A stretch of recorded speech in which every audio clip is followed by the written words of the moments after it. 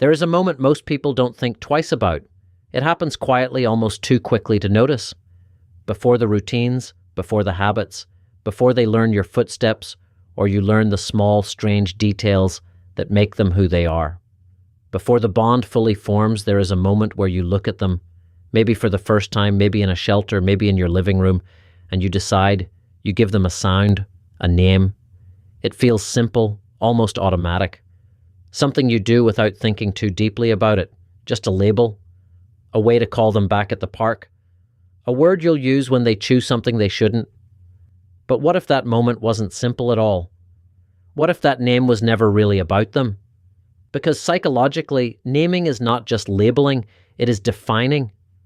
When you give a creature a name, you are deciding how they will exist inside your world. You are shaping the role they will play in your life long before they even understand the sound you've chosen. To them, the word means nothing in the beginning. It's just noise, just another vibration in the air. But to you, it means everything, because that name is not random. It is a reflection, a quiet confession about who you are, what you need, and what you're looking for, even if you've never said it out loud. So the question isn't just what you named your pet. The real question is why that name? And if you're willing to look closely enough, the answer might feel a little more personal than you expect. Over the last couple of decades, one pattern has become almost impossible to ignore: the rise of human names, Charlie, Max, Lucy, Frank. Names you could just as easily call across a playground and expect a child to turn around. And if that's the kind of name you chose, something very specific is happening beneath the surface.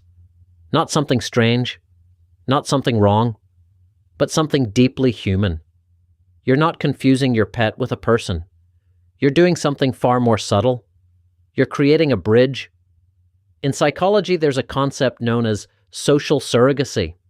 It describes the way humans use non-human connections to fulfill the need for belonging when human relationships feel complicated, unpredictable, or even unsafe. Because real human connection isn't simple. People judge, people misunderstand, people leave. And somewhere, often without realizing it, you begin to look for something that feels like connection, but without the cost. When you name your dog Charlie, you are softening the boundary between human and animal, just enough to let your nervous system accept comfort from them, while still keeping the part that makes them safe. Because they won't judge you, they won't reject you, they won't walk away. You are, in a quiet and intelligent way, creating what psychology calls a safe haven. A place you can return to when the world feels heavy. A presence that offers what psychologist Carl Rogers once described as unconditional positive regard. Acceptance without evaluation, without pressure, without expectation. You don't need to perform. You don't need to explain yourself. You can just exist. And that's why you talk to them. Not because you believe they understand every word, but because speaking to a named presence regulates something inside you. Your breathing slows, your thoughts organize, your body releases tension you didn't even realize you were carrying. Frank isn't just a name. Frank is a place where you don't have to be anything other than yourself. And that isn't weakness, it's efficiency, emotional efficiency. But not everyone chooses softness. Some people choose power: King, Thor, Zeus, Titan, Caesar. Or sometimes something ironic: a tiny dog named Killer, a quiet cat named Hunter. And at first it might seem like humor or creativity, but underneath there is something else: projection. When you give your pet a name that carries strength, dominance, or status, you are often extending something from yourself into them. Not because they are those things, but because you need to feel them. Maybe the world feels unpredictable. Maybe you felt small before.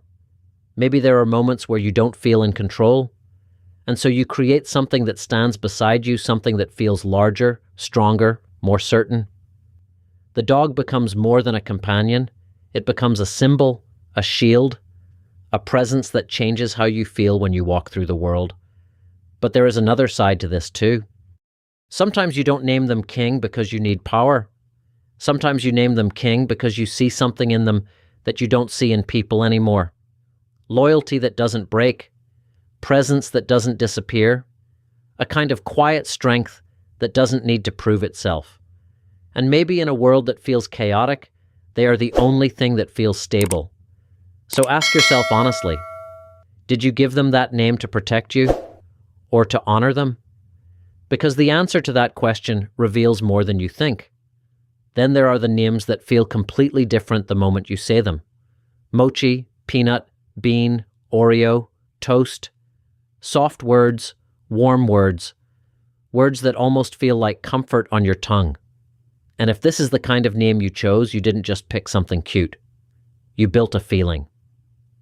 There is a psychological process called semantic priming.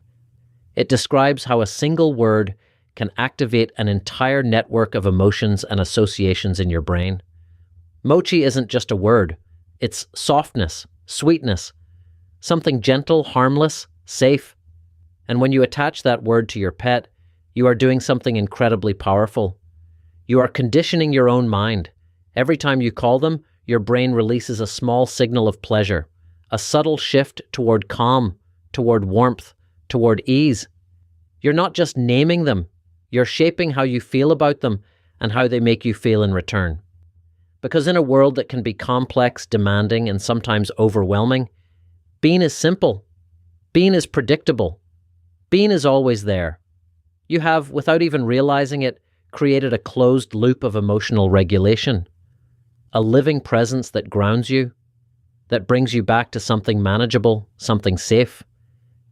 It's not just companionship, it's relief. And then there are the names that don't belong to this world at all. Luna, Loki, Ghost, Draco. Names pulled from stories, from myths, from places where reality bends and imagination takes over. And if this is where you found your pet's name, then what you're doing goes even deeper. You're not just forming a relationship, you're telling a story. There's a concept in psychology known as symbolic bonding. It's the process of attaching abstract meaning to something physical, turning something real into a representation of something greater. Your pet is no longer just an animal, they become an idea. Loki isn't just a dog, he is chaos, curiosity. A spark of unpredictability that makes life feel less controlled, less rigid. Luna isn't just a cat, she is mystery, stillness, the quiet pull of something you don't fully understand but feel drawn to anyway. And when you choose these names, you are revealing something about yourself. You are someone who sees beyond what is, someone who imagines what could be, someone who feels that the world, as it is presented, isn't quite enough. So you create something more. You bring a piece of that imagined world into your home. You build a small universe where your pet is not just a companion, but a character, a presence, a meaning. They become a bridge between the life you are living and the life you wish felt just a little more real. And then there is one final category, the one most people overlook, the names that seem too simple, too obvious: Spot, Blackie, Kitty, or sometimes no real name at all, just dog. In a culture that values uniqueness, creativity, identity, these names are often dismissed, seen as lazy, unimaginative. But what if they are the opposite? What if, instead of projecting something onto the animal, these owners are doing something far more rare? They are choosing not to project at all.